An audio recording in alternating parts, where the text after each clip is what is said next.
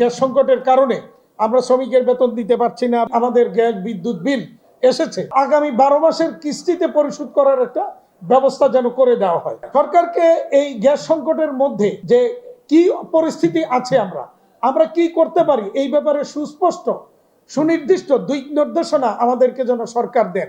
গত মাসের 20 তারিখ থেকে মূলত গ্যাস সংকটটা শুরু হয়েছে এবং এক মাসের এই সময়ে আমরা অনেক রকমের সংকটের মধ্যে টোটালি আপনারা জানেন যে কোনো কোনো এলাকায় একেবারে সম্পূর্ণরূপে উৎপাদন বন্ধ ছিল, কারণ গ্যাসের প্রেশার একেবারেই জিরো অনেক দিন যাবতই চলছে। 10 তারিখের পর থেকে একেবারেই নাই। তো এখান থেকে যে প্রস্তাবনাগুলি আসছে আমি আপনাদের সামনে তুলে ধরছি।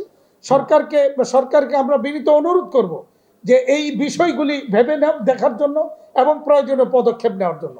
এক নম্বরে বলবো, প্রথমত যে গ্যাস সংকট, যেটা বর্তমানে গ্যাস সংকটের কারণে আমরা শ্রমিকের বেতন দিতে পারছি না বা নানা রকমের সংকটে তো আমরা আছি।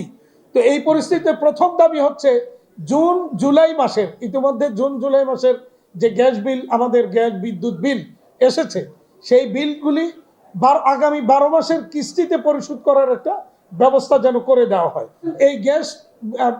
এই সময়ে গ্যাস বিল পরিশোধ করতে বা বিদ্যুৎ বিল পরিশোধ করতে যদি ব্যর্থ হয়, তাহলে কোনো অবস্থাতেই যেন লাইন কাটার জন্য এই তিতাস কর্তৃপক্ষ বা বিদ্যুৎ কর্তৃপক্ষ আমাদের প্রতিষ্ঠানে না যায়। সরকারকে এই গ্যাস সংকটের মধ্যে যে কি পরিস্থিতি আছে, আমরা কি করতে পারি এই ব্যাপারে সুস্পষ্ট সুনির্দিষ্ট দিক নির্দেশনা আমাদেরকে যেন সরকার দেন এবং প্রতি সপ্তাহে সপ্তাহে যেন আপডেট সরকার আমাদেরকে দেন।